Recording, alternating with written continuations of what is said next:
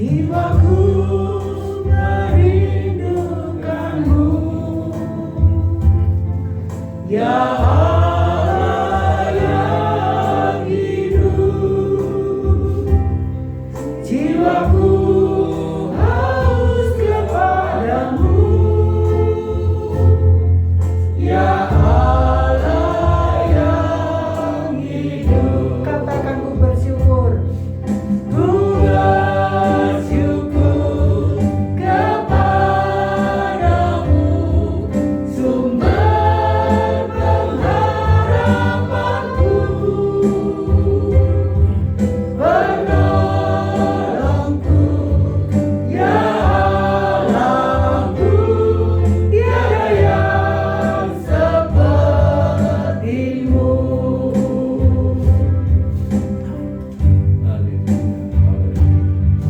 Jiwaku merindukanmu, ya Allah yang hidup. Jiwaku haus kepadamu, ya Allah yang hidup. Ku bersyukur. Ku bersyukur kepadamu, sumber pengharapanku, penolongku, ya Allahku, tiada yang sepertimu. Ku bersyukur.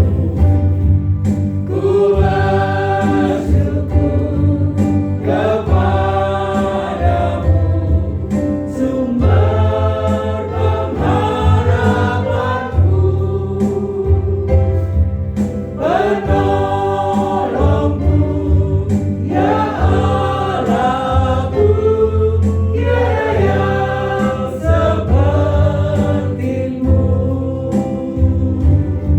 tiada yang sepertimu, tiada yang sepertimu.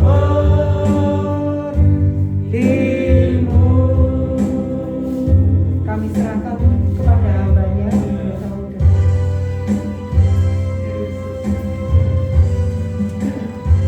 Terima kasih ya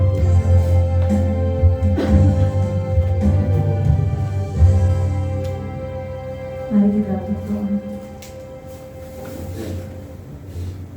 Seperti pujian ini ya Tuhan, yang keluar dari hati kami yang paling dalam, bahwa kami merindukan Engkau di sepanjang kehidupan kami. Kami bersyukur ya Tuhan bahwa Engkau Allah yang setia, yang tidak pernah meninggalkan kami perbuatan tangan-Mu. Terima kasih untuk pemeliharaan Tuhan yang boleh kami alami, yang boleh kami rasakan di dalam hidup kami pribadi lepas pribadi. Terima kasih ya Tuhan, sekalipun banyak peristiwa yang boleh kami alami di dalam hidup ini, namun kasih setiamu Tuhan tidak pernah beranjak dalam hidup kami. Terima kasih Tuhan untuk waktu yang Kau izinkan bagi kami. Malam hari ini kami boleh memuji, mengagungkan Engkau, dan kami juga boleh mendengarkan kesaksian yang boleh meneguhkan kami di tengah-tengah pengiringan kami kepada Tuhan.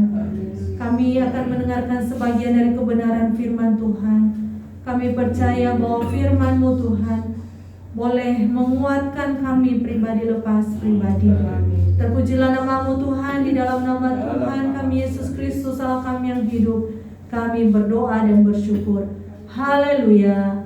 Amin.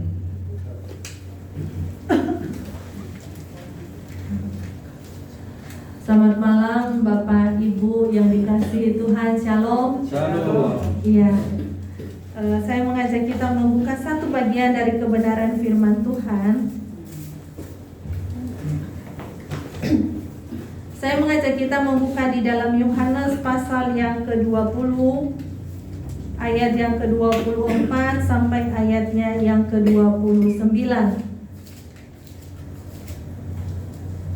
Kalau Bapak Ibu Saudara sudah menemukannya, kita baca secara bergantian ayat ini.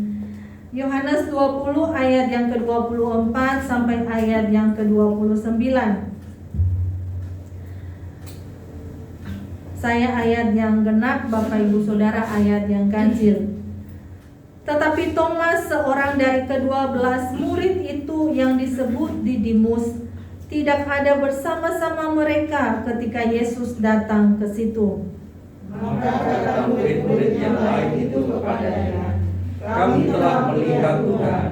Tetapi Thomas berkata kepada mereka, "Sebelum aku melihat bekas paku pada tangannya, dan sebelum aku mencucukkan jariku ke dalam bekas paku itu, dan mencucukkan tanganku ke dalam lambungnya, sekali-kali aku tidak akan percaya." 8 hari kemudian murid-murid Yesus berada kembali dalam rumah itu, dan Thomas bersama-sama dengan mereka. Sementara pintu-pintu terkunci, Yesus datang dan ia berdiri di tengah-tengah mereka dan berkata, "Damai sejahtera bagi kamu." Kemudian dia berkata kepada Thomas, "Taruhlah jarimu di sini dan lihatlah tanganku. Ulurkanlah tanganmu dan cucukkanlah ke dalam lambungku, dan jangan engkau tidak percaya lagi, melainkan percayalah."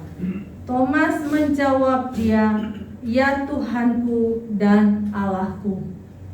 Kata Yesus kepadanya, "Karena engkau telah melihat aku, maka engkau percaya.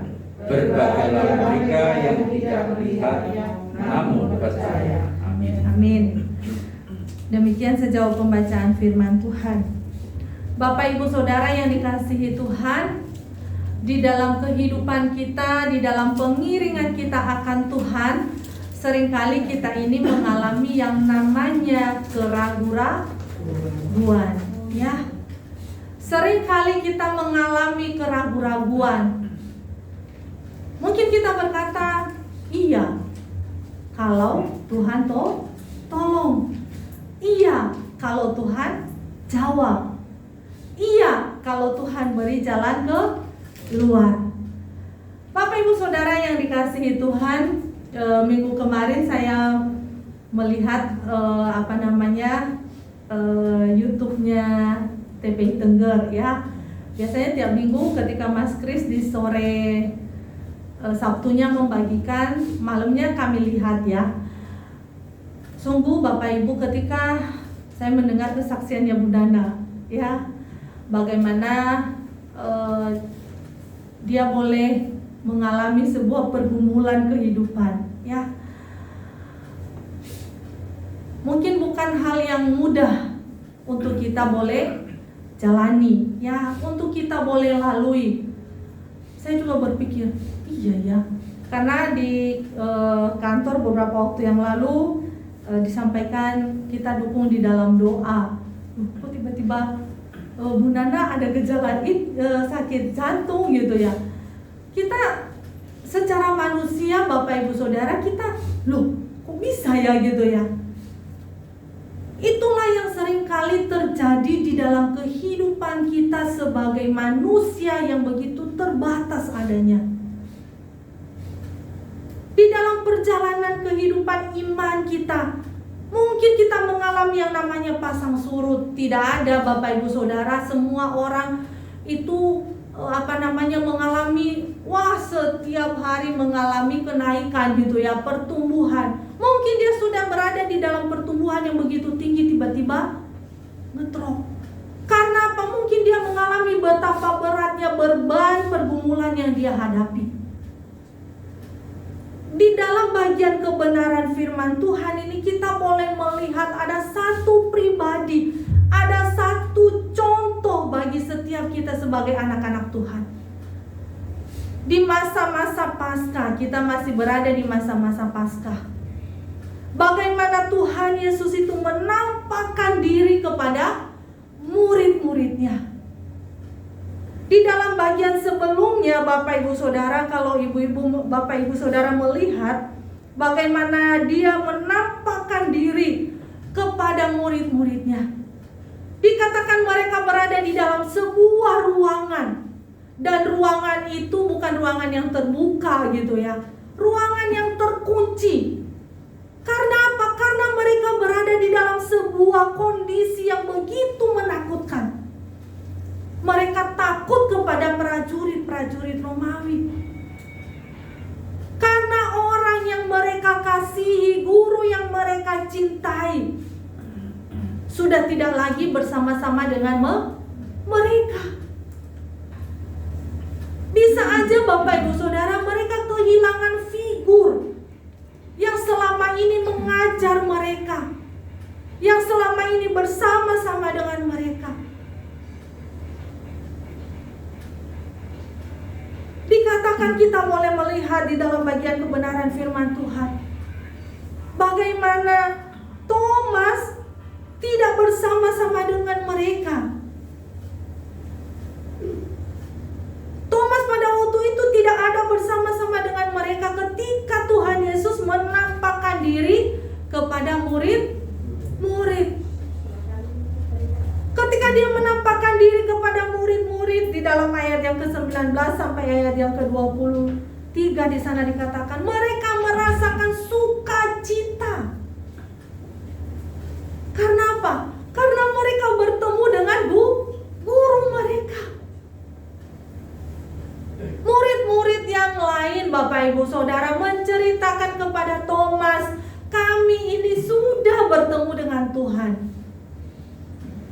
Dasar manusia gitu ya Bapak Ibu Saudara. Iya, kalau beneran Tuhan. Kalau enggak, masa saya mudah percaya gitu ya.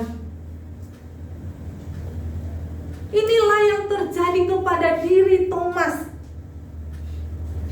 Ketika Tuhan Yesus menampakkan diri kepada murid-muridnya, dia tidak ada di situ. Bisa aja Bapak Ibu Saudara, karena apa? Karena kesedihan yang begitu dalam yang dia alami, yang dia rasakan. Karena kematian daripada Tuhan Yesus. Sedih itu sebuah hal yang wajar Bapak Ibu Saudara. Seperti kita juga ketika kita ditinggalkan orang-orang yang kita kasihi, orang-orang yang kita cintai. Sedih itu hal yang wajar, hal yang lumrah terjadi di dalam kehidupan manusia. Kalau kita kalau kita tertawa, terbahak-bahak gitu ya, itu sebuah hal yang aneh gitu ya. Orang lihat kita, loh, orang ini lagi berduka, kok bisa ya dia tertawa. Mungkin inilah yang dialami oleh Thomas pada waktu itu. Dia mengalami sebuah kesedihan yang begitu mendalam karena kehilangan guru yang dia kasihi, guru yang begitu dia cintai.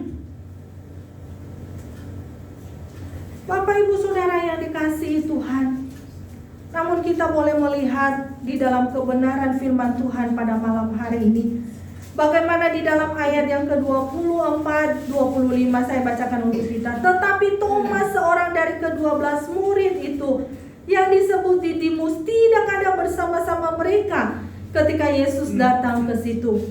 Maka kata murid-murid yang lain itu kepadanya, kami telah melihat Tuhan.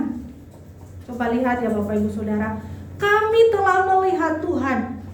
Bukan hanya satu yang menyampaikan kepada Thomas, kami telah melihat Tuhan. Murid-murid yang lain berarti lebih dari satu orang. Apa yang dikatakan oleh Thomas, Bapak Ibu Saudara? Tetapi Thomas berkata kepada mereka, sebelum aku melihat bekas paku pada tangannya, dan sebelum aku mencucukkan jariku ke dalam bekas paku itu, dan mencucukkan tanganku ke dalam lambungnya, sekali-kali aku tidak percaya. Waduh, Bapak Ibu Saudara, dia membutuhkan bukti gitu ya. Dia membutuhkan bukti. Kalau aku tidak mencucukkan jariku ke dalam bekas paku, Aku sekali-kali tidak percaya. Kira-kira ketika Thomas menyampaikan hal demikian kepada murid-murid yang lain, ketika mereka ada di sebuah tempat itu, Tuhan tahu gak Bapak Ibu Saudara? Tuhan mendengar gak Bapak Ibu Saudara? Tuhan maha tahu. Dia mengerti sampai kedalaman hati manusia. Mungkin kalau kita terbatas adanya, ya. Saya terbatas adanya untuk mengenal Ibu Nana. Saya terbatas adanya untuk mengenal Ibu Kasno. Terbatas adanya Bapak Ibu Saudara. Tetapi Tuhan itu maha tahu, maha mengenal sampai kedalaman hati manusia. Maka sebenarnya tidak ada yang perlu kita sembunyikan di hadapan Tuhan. Karena Tuhan itu maha tahu segalanya. Inilah yang dialami oleh Thomas. Dia membutuhkan sebuah bukti. Baru aku percaya ketika aku melihat. Lihatlah apa yang terjadi di dalam bagian berikutnya. Ketika dia selesai menyampaikan hal demikian kepada murid-murid yang lain, dikatakan 8 hari kemudian murid-murid itu berada di dalam sebuah ruangan, dan Thomas kali ini ada bersama-sama dengan mereka. Mungkin ya saya berimajinasi sedikit Bapak Ibu Saudara, mungkin dia berpikir, tak coba sih, kira-kira Tuhan datang gak ya gitu ya. Kalau kemarin-kemarin kan mereka bilang kami sudah bertemu Tuhan, ya wis tak coba, barangkali gitu ya, barangkali Tuhan datang. Ini hanya sebatas imajinasi saya Bapak Ibu Saudara. Tetapi di bagian ini kita melihat bagaimana dikatakan Thomas itu boleh berada kembali di tengah-tengah bersama-sama dengan murid-murid yang lain. Mungkin kesedihannya mulai berkurang gitu ya Bapak Ibu Saudara. Mungkin beberapa waktu yang lalu dia menyendiri, tetapi kembali bersama-sama dengan murid-murid yang lain. Dikatakan di dalam bagian kebenaran firman Tuhan ini bahwa semua pintu terkunci. Mungkin karena situasi yang mereka alami, yang mereka hadapi pada waktu itu. Mungkin tentara-tentara Romawi, mereka takut kepada tentara-tentara Romawi. Namun kita boleh melihat Bapak Ibu Saudara, di tengah-tengah ketakutan yang dihadapi oleh murid-murid itu, Yesus hadir di tengah-tengah mereka dan menyapa mereka, damai sejahtera bagi kamu. Damai sejahtera bagi kamu. Karena apa Bapak Ibu Saudara? Kedamaian itu, hati yang damai itu tidak bisa diberikan oleh siapapun yang ada di dalam dunia ini. Damai yang sejati itu hanya bisa kita dapatkan ketika kita ada di dalam Kristus. Mungkin ada banyak orang berkata Bapak Ibu Saudara, saya bisa dapatkan kok di luar. Kebahagiaan segala macamnya mungkin dia, ya namanya manusia bisa beralibi ya Bapak Ibu Saudara. Sukacita, kebahagiaan, kedamaian, kadangkala tolak ukurnya ketika segala sesuatunya saya punya. Saya punya ini, saya bisa bahagia. Saya punya itu, saya bisa tenang. Saya punya apa, saya bisa damai. Ada yang menjamin Bapak Ibu Saudara? Tidak ada yang bisa menjamin. Beberapa waktu yang lalu, ketika saya mendengar seorang teman saya, ya sekedar cerita, ya, dia bilang, saya punya seorang jemaat. Dia ini di luar pulau, Bapak Ibu Saudara. Ketika jemaatnya sudah pada posisi secara ekonomi, Bapak Ibu Saudara, dia punya segalanya mungkin, ya. Dia punya bis, dia punya mobil. Ya, kalau orang sudah punya alat transportasi sedemikian banyak itu, kalau tidak dikatakan kaya, apalagi gitu ya. Punya rumah di kota A, di kota B gitu ya, di pulau A, di pulau B, wah gitu ya. Dia cerita, dia bilang begini, tetapi ada sebuah perubahan yang terjadi. Dulunya ketika hidup mereka sederhana, ya mungkin mereka punya Bapak Ibu Saudara, tetapi keluarga ini begitu cinta Tuhan.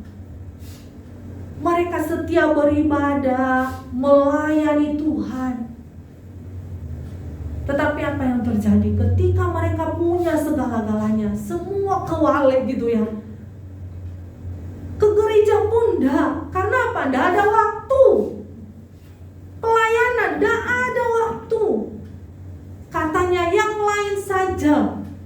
Waduh Bapak Ibu Saudara, kalau sudah melayani yang lain saja, berarti kita tidak ambil bagian di dalamnya. Apa yang terjadi Bapak Ibu Saudara? Tidak disangka-sangka setelah sekian tahun gitu ya, mereka bergelut dengan dunia bisnisnya mereka. Itu tidak salah kok. Ketika kita bekerja keras, kita mendapatkan hasil yang begitu banyak, itu tidak salah. Karena apa? Tuhan memberkati kita melalui cara yang kita kerjakan demikian. Tetapi ingat Bapak Ibu Saudara, jangan curang gitu ya. Mereka bergelut dengan dunia bisnis itu, mereka kerjakan bertahun-tahun. Sudah ada gereja, sudah ada terlibat pelayanan, suatu ketika apa yang terjadi? Tidak ada yang tahu Bapak Ibu Saudara. Tiba-tiba tempat ada sebuah gudang besar, dikatakan mobil kan setiap apa masuk semua di situ, tidak ada yang tahu api itu dari mana.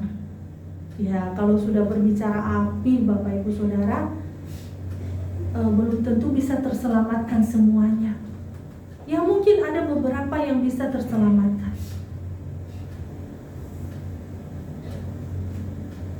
Segala apa yang kita punya, dia katakan setelah kejadian itu, dia bilang begini, ternyata apa yang saya punya, apa yang saya miliki, itu tidak membuat saya damai. Karena kala di malam hari saya tidak bisa tidur, karena saya harus menghitungkan, ini saya pinjaman dari mana saja saya harus lunasi gitu ya. Kadang jam 2 pagi saya sudah bangun. Bapak Ibu Saudara, ketika sebelum-sebelumnya gitu ya, Tuhan cukupkan gitu ya, mungkin dia bisa merasakan ketenangan, dia bisa merasakan damai. Dia semakin jauh dari persekutuan dengan Tuhan. Segalanya dia miliki, tetapi dia kehilangan kedamaian. Dia kehilangan hati yang sukacita. Karena apa Bapak Ibu Saudara? Setiap hari dituntut gitu ya. Ini harus kerjakan ini, harus bayar ini gitu ya. Akhirnya tidak ada pikiran lagi, oh iya ya, aku serahkan semua sama Tuhan. Sebelum aku melakukan segala sesuatunya, aku bawa di hadapan Tuhan. Enggak. Dibalik, kalau ada kesulitan baru datang pada Tuhan gitu ya. Bapak Ibu Saudara yang dikasihi Tuhan, bagaimana ketika di tengah-tengah segala kekalutan, ketakutan, kekhawatiran yang dihadapi oleh murid-murid, mungkin kita pada saat ini kita melihat situasi COVID sudah melandai. Cukup hati kita agak adem dikit gitu ya. Tapi coba flashback di tahun kemarin. Semua pada ketar-ketir, kalau bisa di rumah itu sudah ada persediaan tabung oksigen gitu ya Bapak Ibu Saudara. Segala ketakutan, kekhawatiran lenyap seketika ketika Yesus datang di tengah-tengah mereka dan berkata, damai sejahtera bagi kamu. Damai yang sejati hanya kita bisa dapatkan di dalam Kristus Yesus Tuhan kita.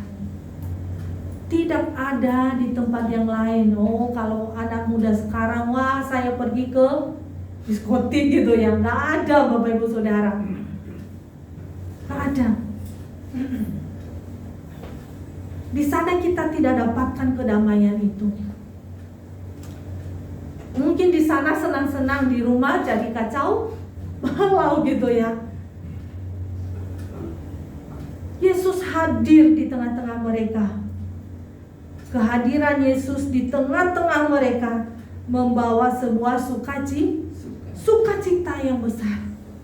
Mereka bisa bertemu dengan guru, dengan orang yang mereka cintai, yang mereka kasihi. Bapak Ibu Saudara yang dikasihi Tuhan, maka ketika Yesus datang dan berkata, damai sejahtera bagi kamu, Dia berkata kepada Thomas apa? Taruhlah jarimu di sini dan lihatlah tanganku. Ulurkanlah tanganmu dan cucukkan ke dalam lambungku, dan jangan engkau tidak percaya lagi, melainkan percayalah. Bapak Ibu Saudara, ketika di awal saya sampaikan, Allah itu Maha tahu ya. Apa yang disampaikan oleh Thomas kepada murid-murid yang lain, Tuhan itu mendengar, Tuhan itu Maha tahu. Makanya ketika Dia hadir, Dia berkata, Thomas, taruhlah jarimu dan lihatlah tanganku. Sungguh Bapak Ibu Saudara yang dikasihi Tuhan, seringkali di dalam kehidupan kita pun banyak orang tidak mau percaya kepada Tuhan. Kalau semuanya baik-baik saja, ya sudah, Tuhan nanti aja gitu ya. Kalau semuanya lancar-lancar saja, nggak usah lah gitu ya. Pak, Bu, kok sudah lama ya nggak persekutuan? Iya, repot. Loh, kok Bapak Ibu ketawa gitu ya? Saya nggak tahu loh Bapak Ibu Saudara, sorry saya nggak nyindir siapapun ya, enggak. Kok lama? Iya, yang sering kali yang saya dengar Bapak Ibu Saudara, kenapa nggak datang persekutuan? Jaga cucu.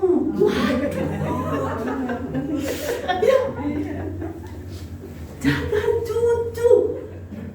Nggak ada di gereja kita gitu ya. Nggak ada. Di sana ya, di sana. Di sana. Bapak Ibu Saudara, ini boleh menjadi sebuah perenungan bagi kita. Ya. Kadang-kala saya memikirkan Bapak Ibu Saudara, bisa aja terjadi pada diri saya juga seperti yang dialami oleh ibu-ibu yang seperti ini. Suatu saat gitu ya, Ibu, Bapak, kenapa sudah lama tidak datang? Iya, repot. Satunya apa? Jaga cucu. Anak mantuku kerja. Oh, waduh, tambah. Iya Bu, iya Pak, saya mengerti. Padahal saya hanya bertanya Bapak Ibu Saudara. Kadang-kala Bapak Ibu, kita perlu mengevaluasi, memperbaharui gitu ya. Seberapa lama kita ini sudah ikut Tuhan? Kita berkata, Tuhan, aku mencintai Tuhan, aku mengasihi Tuhan. Namun yang seringkali terjadi apa? Kita lebih cinta berkat-berkat yang datang setiap hari gitu ya. Yang kita cintai apa? Berkat-berkatnya. Bukan cinta kepada yang memberi berkat itu. Lah harusnya kan sumbernya yang kita cintai, bukan yang kelihatan mata. Tapi itulah realita kehidupan kita manusia yang berdosa. Malam hari ini kita diingatkan oleh kebenaran firman Tuhan. Ketika Thomas melihat bahwa dia sedang berhadapan dengan guru yang dia kasihi, guru yang dia cintai, sebuah pengakuan iman keluar dari dalam hatinya. Apa yang dia katakan? Ya Tuhanku dan Allahku. Dia baru mengakui sebuah pengakuan yang begitu jujur yang disampaikan oleh Thomas. Engkau Tuhan dan Allahku.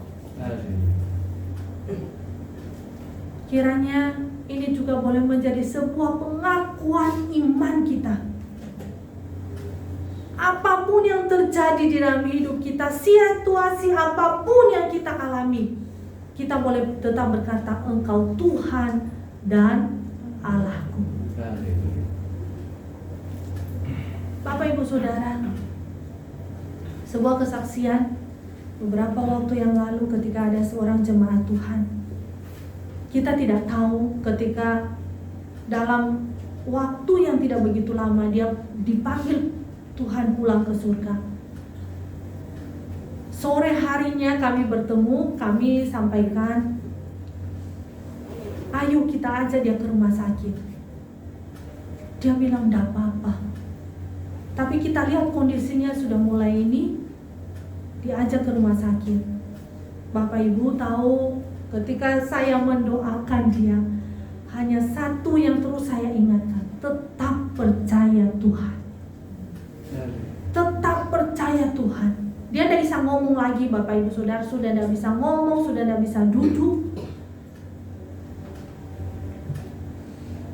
Dia bilang, ya. Karena tidak bisa ngomong, dia hanya bisa nangis. Dan malamnya waktu kondisi oksigen gitu ya, pasang oksigen di ICU, dilihat, kita nggak tahu Bapak Ibu apa yang terjadi di dalam kehidupan manusia, seberapa lama kita ada di dalam dunia. Ketika diperiksa semuanya ternyata ada masalah gitu ya Bapak Ibu Saudara, banyak masalah dengan jantung, apa segala macamnya. Sebelum kami pulang, Pak Anugrah bilang, tetap percaya Tuhan Yesus. Ya, walaupun sudah dipasangi oksigen, tetap percaya Tuhan Yesus. Tidak tahunya Bapak Ibu Saudara, paginya hanya selisih berapa jam dari masuk rumah sakit sampai pagi itu, dia dipanggil Tuhan. Itu menjadi sebuah sukacita ketika apa? Ketika dia tetap mengakui Tuhan di dalam hidupnya. Di penghujung, ya ini akhir Bapak Ibu Saudara. Ya mungkin bagi kita bukan akhir ya, kita nggak tahu waktu itu.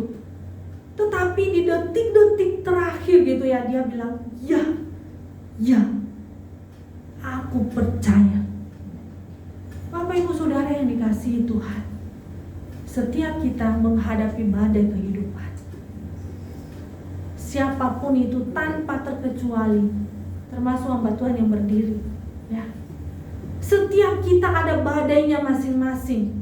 Kalau Bapak Ibu, ya Ibu-ibu mengikuti Zoom yang kapan lalu ya, bagaimana kita bisa tetap kuat di tengah-tengah gelombang, di tengah-tengah badai. yang kita hadapi di dalam hidup ini. Pasang surutnya kehidupan, suka, duka, silih berganti kita alami di dalam hidup ini. Namun apa? Kita punya pengharapan sau yang kuat, yaitu Kristus Yesus Tuhan kita. Amin. Sebagai penutup di dalam bagian ini, Yesus katakan, karena engkau telah melihat aku, maka engkau percaya. Berbahagialah mereka yang tidak melihat, namun percaya. Amin. Berbahagialah setiap kita. Kita tidak pernah menyaksikan akan kebangkitan Kristus. Kita tidak pernah melihat ketika dia hadir di tengah-tengah murid-murid. Tidak pernah kita saksikan. Namun iman kita boleh tetap berkata, aku percaya kepada Kristus yang sudah bangkit dari kematian. Dia naik ke surga, menyediakan tempat bagi setiap kita. Itulah tempat yang kita tuju, Bapak Ibu Saudara. Satu tujuan yang pasti. Nah, ketika kita mencapai satu tujuan yang pasti, kita harus menjaga iman kita sampai kepada kesudahannya nanti. Karena apa? Dia sudah menyediakan sebuah tempat yang begitu luar biasa bagi setiap kita yang tetap percaya kepadanya. Kiranya Tuhan boleh menolong kita, meneguhkan kita. Berbahagia setiap kita yang tidak melihat bekas paku pada tangannya, namun kita boleh tetap percaya. Kristus sudah bangkit. Dia naik ke surga, menyediakan tempat bagi setiap kita yang dikasihinya. Amin. Tuhan, kami bersyukur Terima kasih. Engkau menyapa kami melalui kebenaran firman Tuhan. Kami tahu Tuhan bahwa seringkali apa yang terjadi kepada Thomas, itulah yang seringkali terjadi di dalam hidup kami. Keraguan-raguan, ketidakpercayaan itu, Tuhan ampuni kami. Tolong kami ya Tuhan, di dalam kehidupan dan pengiringan kami akan Tuhan. Kami terus diperbaharui, kami terus diproses oleh Tuhan untuk semakin serupa dengan Kristus yang menjadi penjunan hidup kami. Terima kasih Tuhan, terima kasih. Tolonglah setiap kami di tengah-tengah badai gelombang kehidupan yang kami alami di dalam hidup ini. Hati kami senantiasa berpaut kepada Tuhan. Hati kami senantiasa percaya kepada Tuhan. Engkau Tuhan dan Allah kami. Terima kasih Tuhan, berkati setiap jemaat Tuhan dalam segala pergumulan, tantangan kehidupan yang mereka alami, kelemahan-kelemahan tubuh yang mereka rasakan. Tuhan, kami percaya bahwa Engkau tidak pernah tinggalkan kami. Engkau menolong kami, Engkau beserta dengan kami, Engkau menggendong kami. Terima kasih Tuhan, terima kasih. Biarlah nama-Mu diagungkan, dimuliakan lewat kehidupan kami. Di dalam nama Tuhan kami Yesus Kristus Allah kami yang hidup, kami berdoa dan mengucap syukur. Haleluya. Amin.